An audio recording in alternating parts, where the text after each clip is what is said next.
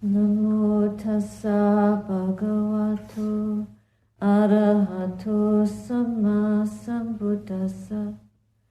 Namo tassa bhagavato arahato samma sambuddhassa.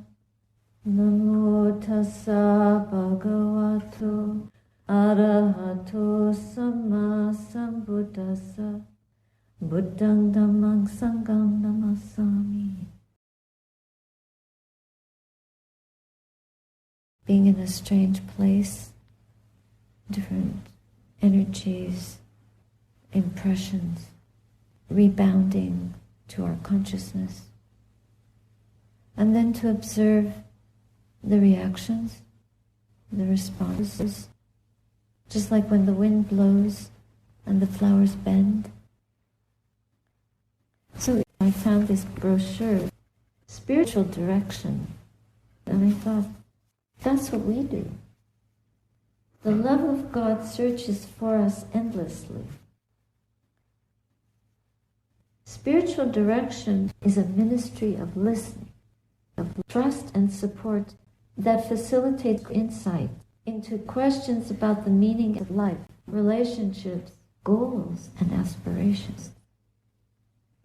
Are we not trying to understand the meaning of this life and our interactions with each other, with ourselves, with reality or unreality?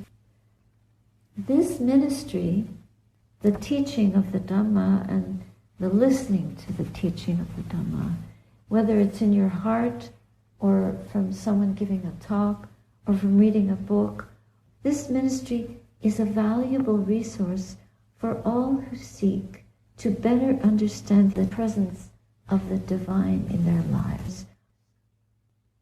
Well, if you change divine to Dhamma, do you see a difference? Divine, Dhamma. We're trying to understand who we truly are. And actually, insight into the Dhamma, the love of the Dhamma begins to grow a certain wisdom in the mind. And the wisdom in the mind grows the love of the Dhamma. And the love of Dhamma is not a personal thing. It's really about growing the quality of love, the quality of opening the heart. So this spiritual direction that we seek, that we begin to gain internally, is purification. Purification of the heart starts with outer action, relationship to others, and internal action, relationship to what is within us.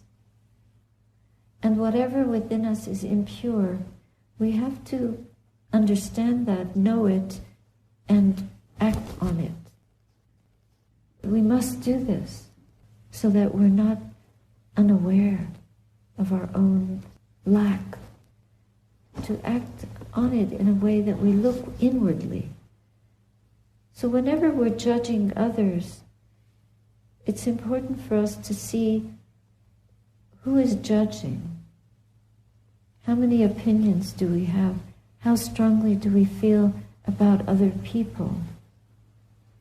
Is there anyone that you hate? Just ask, why? Why do we hate other people? I think it's important for us to recognize that hating another person is not understanding what there is to realize about ourselves. Because the quality of hatred in the heart is poison, it's toxic. So if we practice hating, then we're essentially promoting ill will within us. And that's a toxic activity. So even if the society is hating, if we practice hatred, we're killing. It's like we're self-stabbing, and you could say there's no self, but we're stabbing the goodness within us. We're killing it. It's like a destruction of the seeds of goodness. It's like pouring vinegar on a weed. We're not allowed to kill weeds. According to our monastic discipline, we don't kill plants. It's very difficult for us to take care of the gardens in the monastery because the weeds grow and we watch them. Oh, look! Then what's a weed and what isn't? Everything wants to grow. But to weed the mind is much more important than to weed the garden. In fact, the garden of the mind is the most important weeding ground there is. And instead of looking at what other people are doing, we must look at how we're acting towards that. Instead of saying, well, there's a weed, that's a weed. Look at what is coming out here. It's a critical mind state, and it just rehearses more critical mind states. We get very expert at pointing out all the weeds in other people. But then it takes us away from looking within us and seeing, can we find compassion for what other people are doing? Instead of calling them weeds, it's just human beings that are suffering a lot, that have a lot of hatred, that are unable to develop their own goodness, and therefore are doing a lot of harm in the world. That is not a cause of happiness. But when we add to that, it's even more toxic, and we self-poison. If we investigate the mind state that expresses ill will, where does that come from? It comes from an opinion about external conditions. And this spiritual work, if we want to direct ourselves well, we must investigate our own state of mind and appropriately put in the causes and conditions for peace and non-conflict, for non-violence within us. It's like expecting the world to disarm. Let's have peace in the world. Let's not fight. But meanwhile, within us, there is this avid critic that is constantly surveying the troublemaking around us, but not looking at how we ourselves provide editorials about that and cling to that. So when we cling to it, we prolong it. When we prolong it, we suffer. When we suffer, we're unhappy. The mind is further disturbed. There is anger, ill will, restlessness, doubt, distraction, and there's no peace. So how do we unravel that? Awareness, mindfulness, and being able to differentiate between being the critic and practicing forgiveness. Forgiveness comes from equanimity about conditions. It comes from having compassion for the ignorance in other beings. What do we lack that we're unable to tolerate the lack in others? Are we lacking? Oh no. It's the ego. It's this sense of self. It's conceit. Not using abusive speech or hateful speech. So to use gentle speech, skillful speech, non-violent speech. Opinions are voices. Even if you have silent opinions, they're loud. When we bow, it's a way of erasing our pride. It's a way of giving up the sense of self, of not being, I am this and I am that. It's just bowing. It's letting go any thought of what we are or what we're not as human beings according to any definition. If our body condition increases the amount of pride that we practice, that's not going to help our spiritual development. But in the time of the Buddha, it would be impossible for the men to bow to the women, because in those days, women were just property. And he wanted a tradition that would work, that would be suitable for society, as well as suitable for enlightenment for all beings. We are no less, but neither are we more. What he created was a convention that works, but it's only a convention. It's like a chair. Just the convention itself, a technique itself, is not enlightenment. Like a computer can be used for very evil purposes, and it can also be used to save lives, to develop inventions that will protect humankind from harm. It depends on the mind that uses it. So if we have a mind that is wise and skillful, we know that the convention is only a tool, and we have to use it wisely. The spiritual life is to go beyond conventions, concepts, ideas, to be humble and not to identify with the body. It's to understand intuitively what we truly are.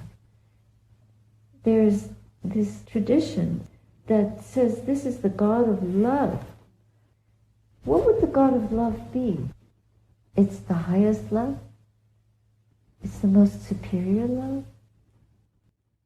It's like the sun that shines on everything, that loves anyone. It doesn't matter who you are, what you think you are. As human beings, we have within us the seeds of goodness, the seeds of enlightenment, and that's to be remembered. And the God or Godness, that universal quality of love, to be in love. There is still suffering in the world, but the mind would shine towards all forms of being. There would be no superior and inferior, there would just be the witness, the knowing of conditions. That's just the way it is. The truth of the human realm is it's full of suffering, but it's also full of the transcendence of suffering. A joyful appreciation for all forms, the lowly worm and the great benefactor that will go and help strangers. It's our instinct. We have that. It's an instinctive, joyous generosity.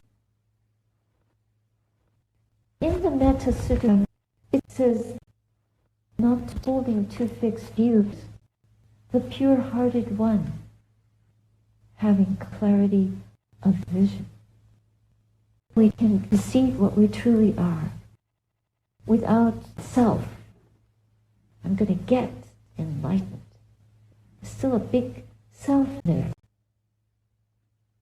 But we can have a clarity of view about all beings existing as they are in this realm and receiving all of that equally. And therefore, having compassion for all beings. In Christianity, even if at the moment of death you ask for forgiveness, if you trust in Jesus, then you'll be saved. Actually, at the moment of death, if we have enough clarity of view, if Jesus represents enlightenment, the enlightened being or the Godness, the most superior love possible, the God of love, then if one has faith in that, that will save us. What does that mean? If at the moment of death we're able to trust in the mind that is completely clear, just at peace with things exactly as they are, that is a sainthood entry right there. That can save us. The word save is misunderstood. We're rescued from those conditions. There's no more return to birth and death because one is undone. There's no more attachment to being born, to being anything. One transcends that, transcends beyond samsara. So I think that the wording is so different, but what it's pointing us towards is freedom from birth. Belief is mysteriously misleading. Enlightenment doesn't come through belief, but it comes through trust.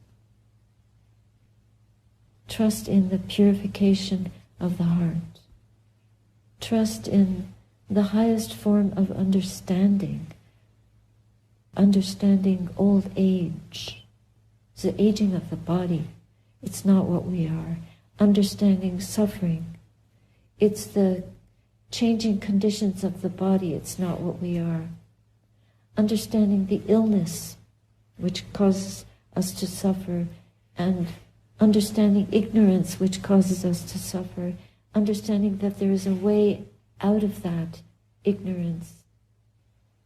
And that this path, this way of developing purity of conduct, speech, and the way of seeing, the way of knowing, developing a mind that is still and clear of opinions and judgments, fabrications and attachments to this technique, this view, that view.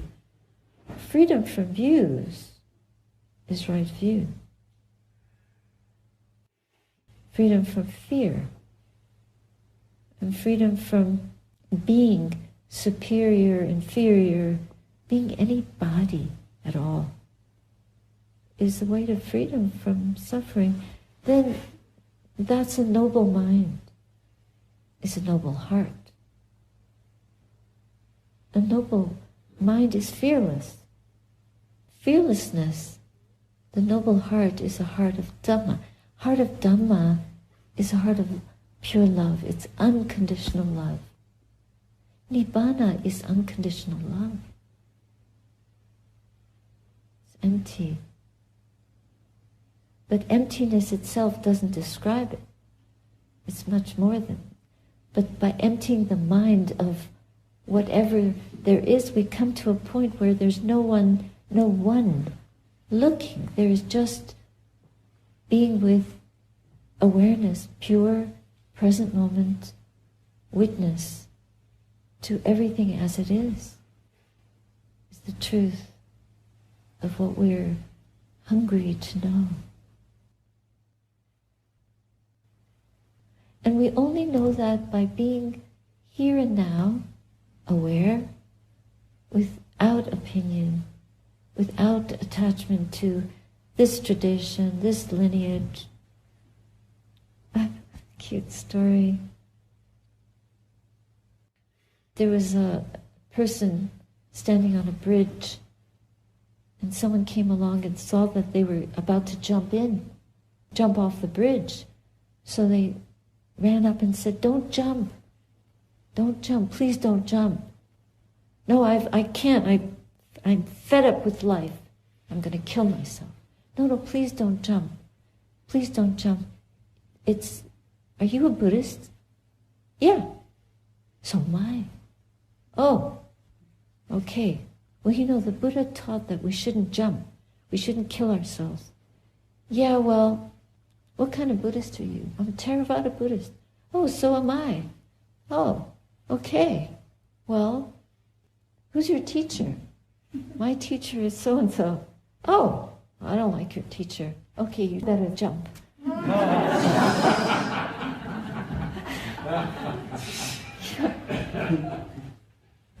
It goes on and on. It's all about opinions. Go kill yourself. That's not what the Buddha teaches. The Buddha was so wise, very wise, and he could teach anybody. People would come to him from any walk of life, and he would be able to pour the Dhamma into their hearts, but sometimes they couldn't hear it. And they would just walk away and say, I don't know what you're talking about. Because their minds were closed. But if the heart is open and can hear, inevitably when we hear that truth, we feel like we're home. And different ways of presenting the truth appeal to people, and they get it. I've sat with Christian nuns, and at the end of the retreat, we're comparing notes. Hey, I had that same insight as you, but you're a Buddhist and I'm a Christian. Well, yeah, we're doing the same practice. We're eating food, the spiritual food that gives us insight into the truth of what we are. And they discover that we are pure love, and we discover that we are pure love itself. And then we love each other. It's not so simple. To have that kind of love, we have to be willing to sacrifice a lot. We have to give up. In the monastery, we do a lot of giving up. We were telling you about the immigration agent who was so curious. He liked the fact that we were nuns. Buddhist nuns, that's cool. But and he said, why do you shave your heads? And I said, well, so we're not attached to beauty. Well, what's wrong with hair? Letting it just hang down. It's natural. But you got to do something with it. So we just take it off and we don't have to worry about it. It's free. It's very liberating not to... The guys have figured it out long ago. It's so freeing. You have to try it. We had to earn a right to shave the head. He got very opinionated about the hair. Attachment.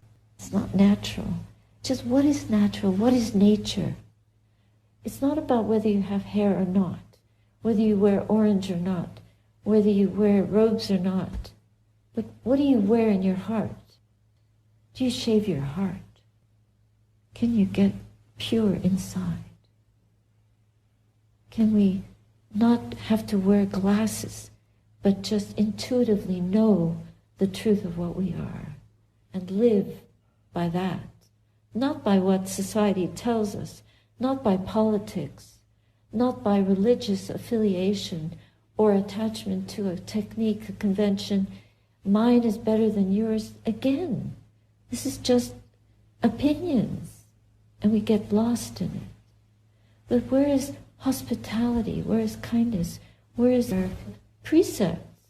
The precepts that we keep are like a net. And you know, if you have a tight net, you know, a tight net is much more useful for catching things than a loose net. I'll give you an example.